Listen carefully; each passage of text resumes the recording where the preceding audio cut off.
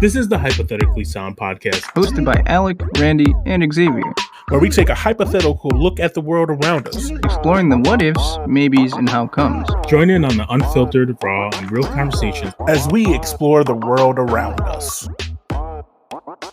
Welcome to Hypothetically Sound presents Nerd Shit, where we talk about nerd shit, and we're going on with another review of Avatar: The Last Airbender, the live action on Netflix.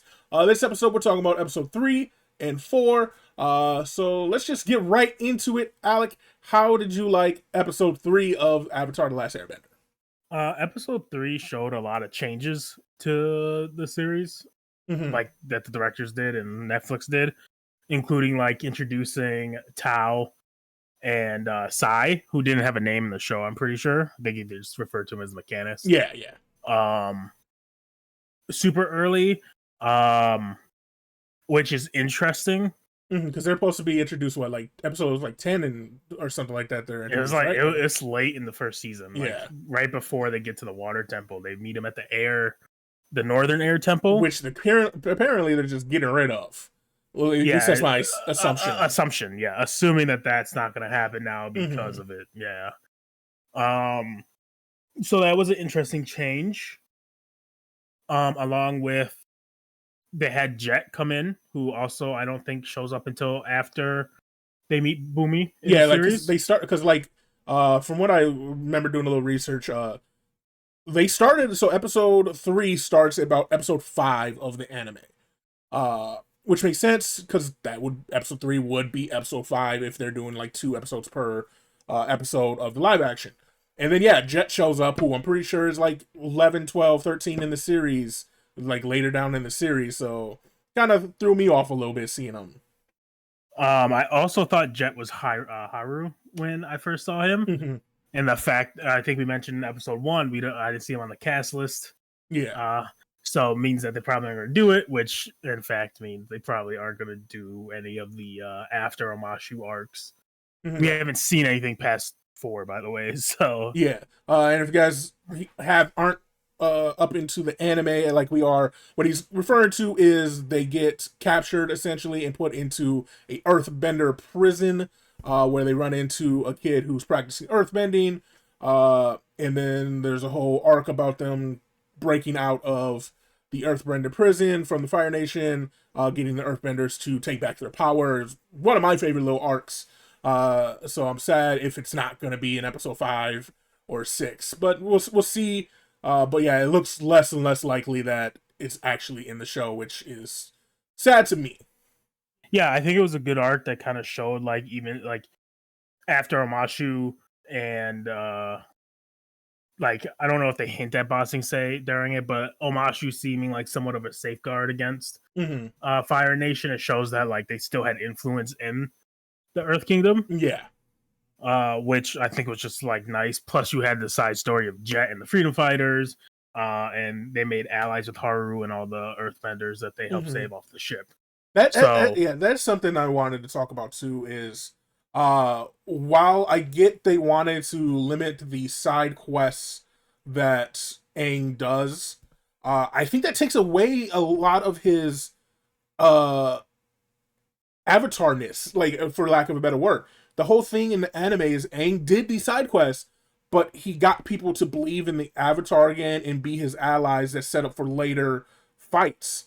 And like by him not doing some of the things he's done, like it just feels like we're gypping him of this growth of accepting becoming the Avatar while still trying to run away with it, which he isn't doing at all in this series so far up to episode 4. Is he's just like, yep, I'm the Avatar, yep, I need to go fight, yep, I need to go do this, when that's not what Aang did at all. Aang ran away from the responsibilities of being the Avatar. He wanted to be a normal 13-year-old kid who just happens to be a bender, and we're getting zero of this I don't want to be the Avatar, and we're getting fully I accept, I'm just scared that I'm not good enough, instead of I don't want to be the Avatar. I don't want the responsibilities. I don't want to fight. I just want to be a kid like everybody else. And I'm a little disappointed in that.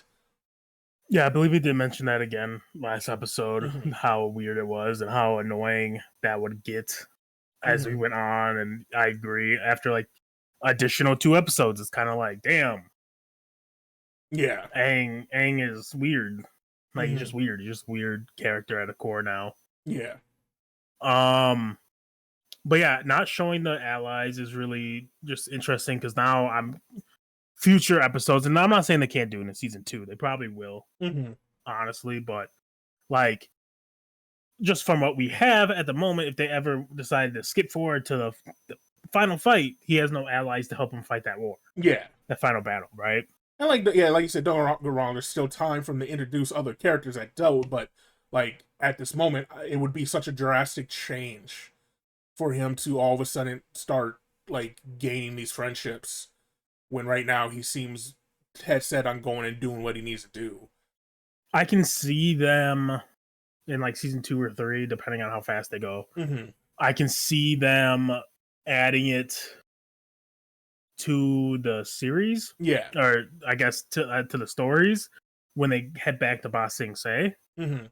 But like, still, it just seems like an easy point to hit super quick. Yeah. For that episode, because they didn't do all of Jet stuff too. Jet was weird as well. It seemed kind of rush. Like Katara had this weird like insta crush, which kind of semi accurate. Mm-hmm. Except I feel like Jet just talked to him for 5 minutes and got him in the gay and then bounced. Yeah. And she was like for Jet when like in the anime, they were he raised her up. way. Yeah, I was gonna say Jet actually charmed like all 3 of them to an extent, Yeah. minus Sokka, because Sokka was like jealous / like protective over her sister at the Mhm. time. But yeah, in the live action, Sokka and Aang were just like fuck Jet right away. Mm-hmm.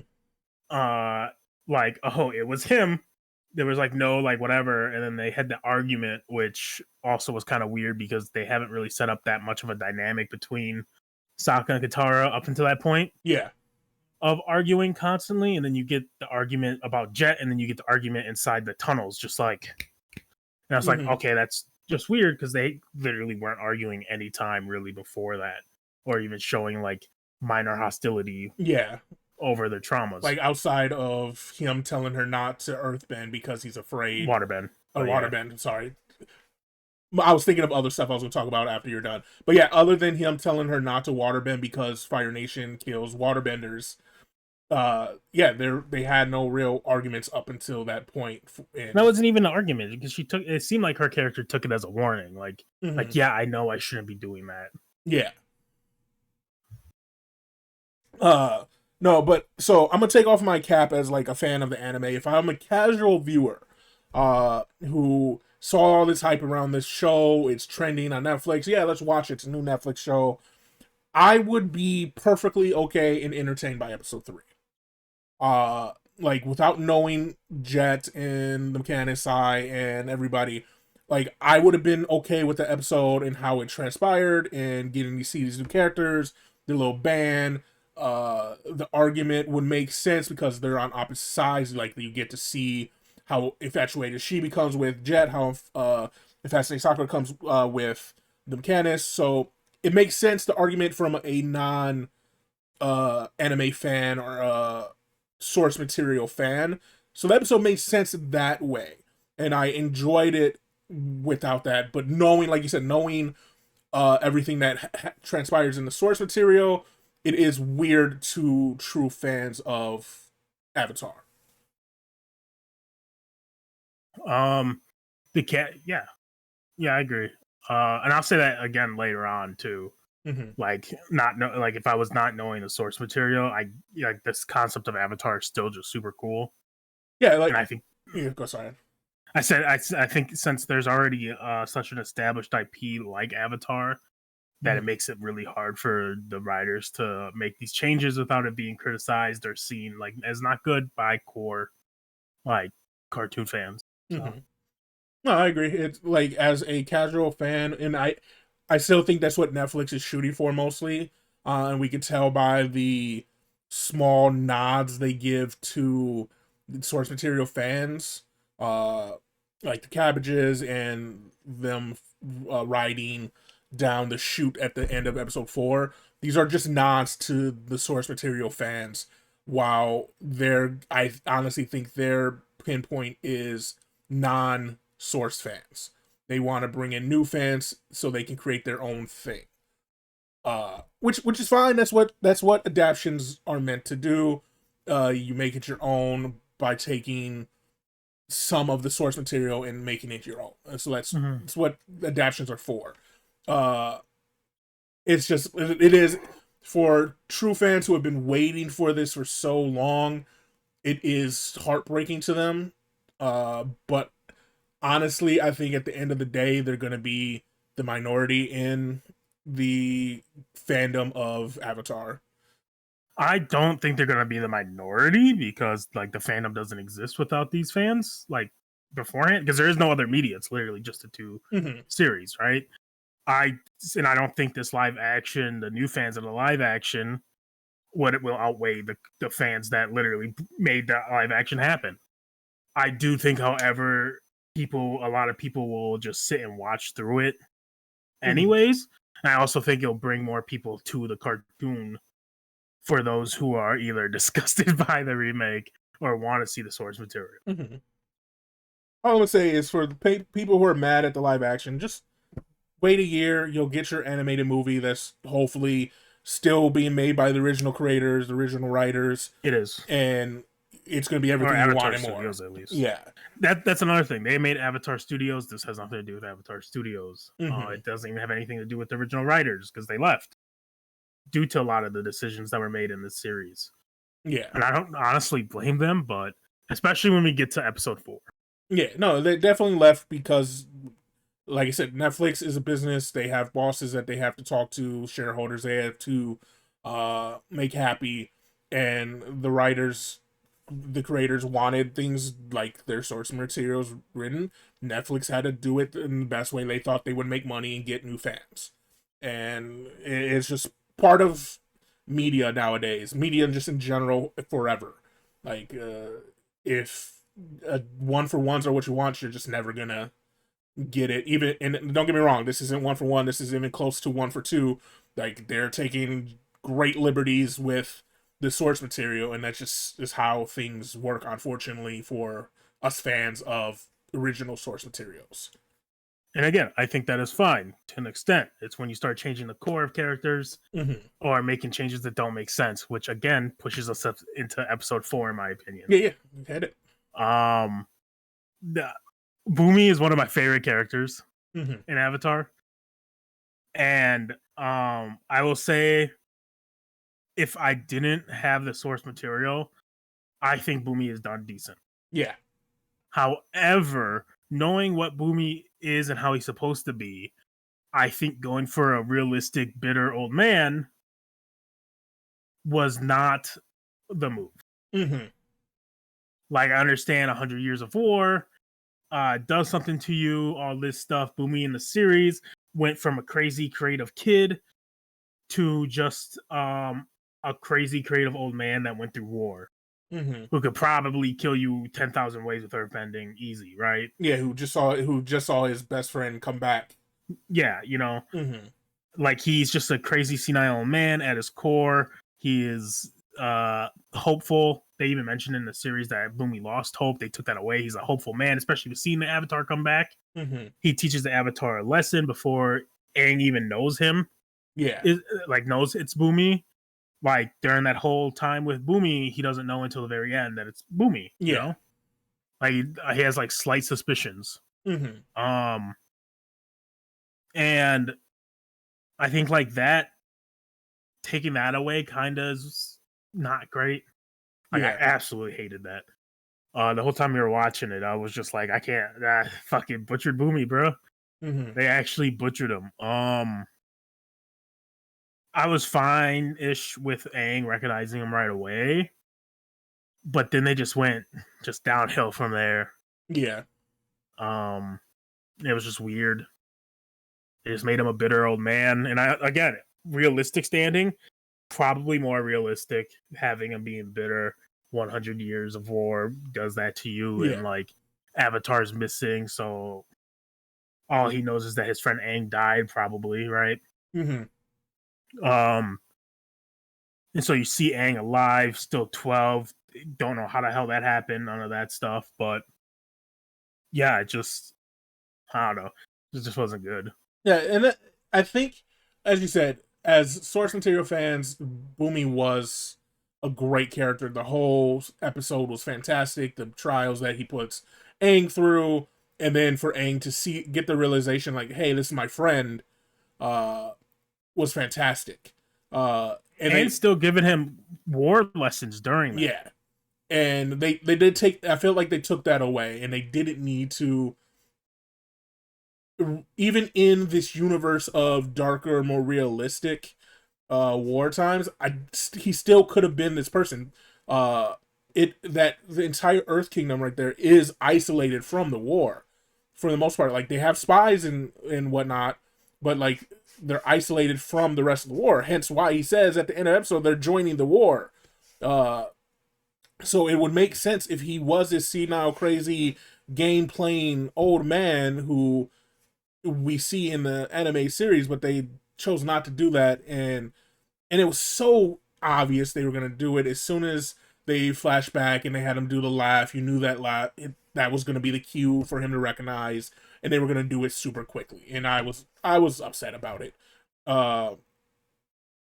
and it took away. I think it took away from the lessons for Aang.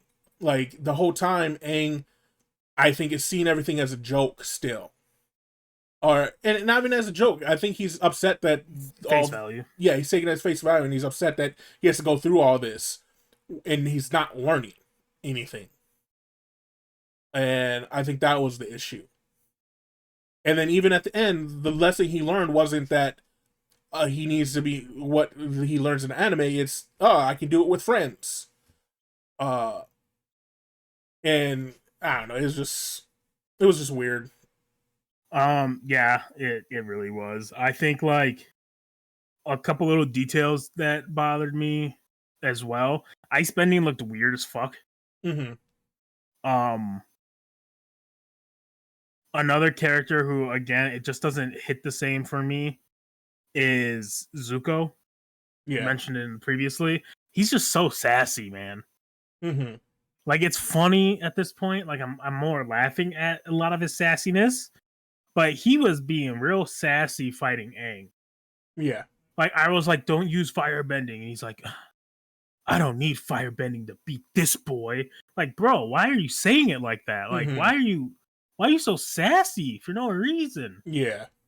And then as they're going, another small detail is no one's seen an airbender in their lifetime. And everyone's just acting like it's cool. Yeah. Like, yeah, this is normal, right? Like he's airbending and no one's batting an eye.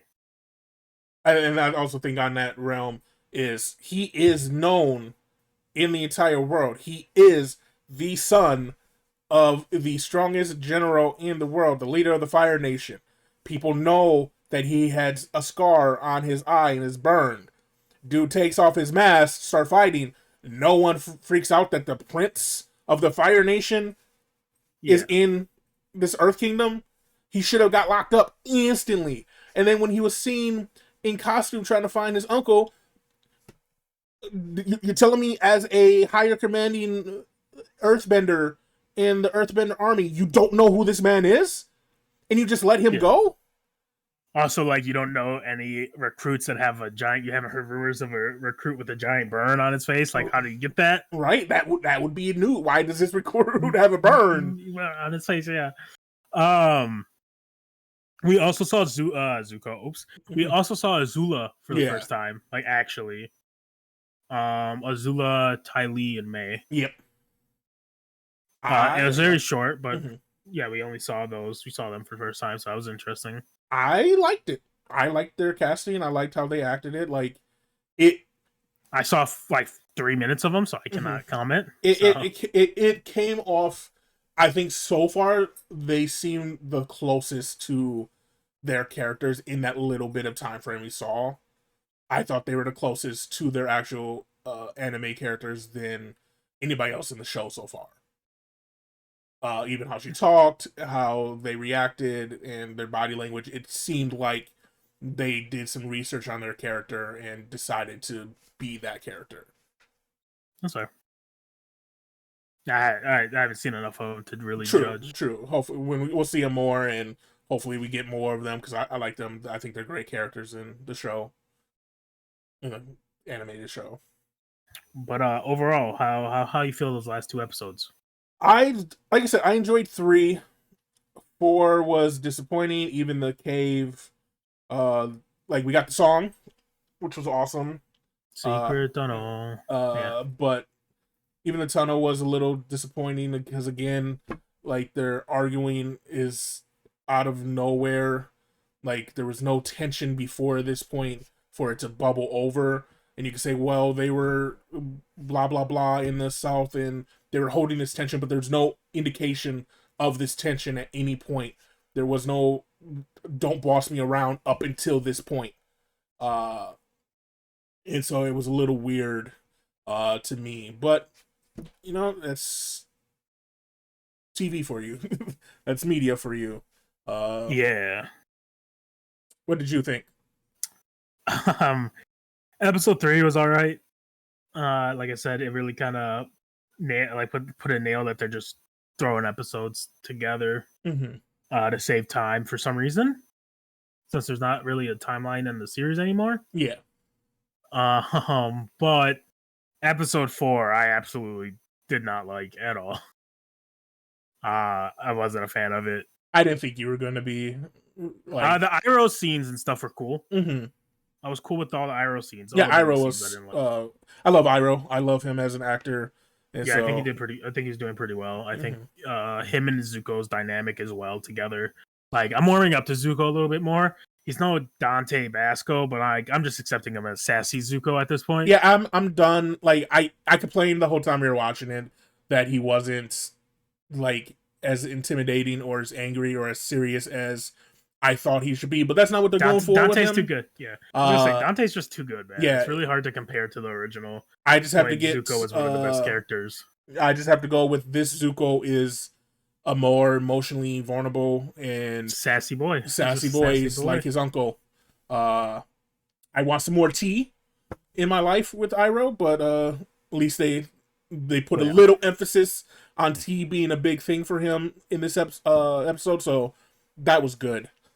For me, Iroh is my favorite character, so hopefully they keep expanding and they keep doing good things with them. Yeah. So the Iroh scenes and stuff were good. They kind of salvaged the episode because honestly, I was ready to stop watching anytime Boomy was on the screen. Man, I'll be real. For future episodes, if you turn in and all of a sudden we're talking about the rest of the show, it's because we gave up on it. Like I said, I'm gonna watch it all. And I'll watch future ones because I like I will media, always support Avatar. But it doesn't mean I like it. Sometimes, yes. As a fan, like I'm just at some point the separation will happen where I'll just stop watching it as the Avatar anime fan and just watch it as this is Netflix's thing, and just take it as that. It's still kind of better than the M. Night Shyamalan movie, but it's a pretty low bar. If they ever get that bad, I don't know, but it's a pretty low bar. Last thing I want to talk about real quick, and I saw because I've seen it over other people's reviews on TikTok and everything. Stop bitching so much about CGI. Holy cannoli! I don't know what everybody expects, but people are bitching about water bending. And like, nigga, did you just say holy cannoli? I'm hungry. Yeah, I can tell. No, I come up with different words, so I'm not cussing all the time. No, like, just people were just bitching about the water bending, and like, I don't know what you expect. Like, we're not that advanced yet. Like, we have really cool things. It costs a lot of money. Like, do you want super realistic water bending, or do you want multiple things happening that are super cool and needed for the show? Because if they spend all the money on water bending, they can't put it in other aspects of it. Like, I don't know if you understand how much it costs to have a flying Air Bison and how much it costs to have Momo on the freaking screen. Why do you think dragons stopped appearing in Game of Thrones? It's too expensive. Companies aren't going to pay for it. Enjoy it. Enjoy it for what it is, because like they can take it away because it costs too much money. Sorry, little rant. Hey, you seem so angry and passionate. CGI. Man's a CGI artist on the side, apparently. God damn. It's not very good at it. Any last words for the people at home? Nothing. A shout out if you're still watching the series or haven't watched it yet. Shout out to y'all. Yeah. If you're still watching it, good on you, man. If you haven't watched it yet, maybe give it some time to simmer down and people to calm down off of it, and then make the decision. If you haven't watched the anime, watch this first and then watch the anime. Yeah, that's actually really good advice. Yeah, if you haven't seen it, please watch this first. And then go watch it, and then don't return to it. Okay? Yeah. This is a one-time viewing. You don't need to repeat it. Yeah, for sure. Honestly, if you haven't watched any Avatar stuff and you just want to watch it for the hype, watch the movie first, then watch the series, then watch the anime. Facts. Yeah. Facts. Yeah. Just like that.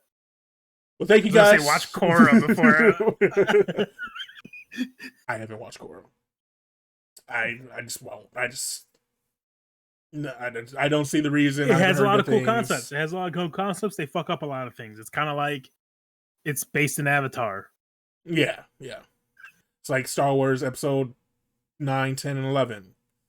Did it need to happen? We don't talk about Force Awakens and all that, please. We don't. Man, sorry, that's is it 7? Is it 7, 8, right? 9? Yeah, 7, 8, 9, not 9, 10, 11.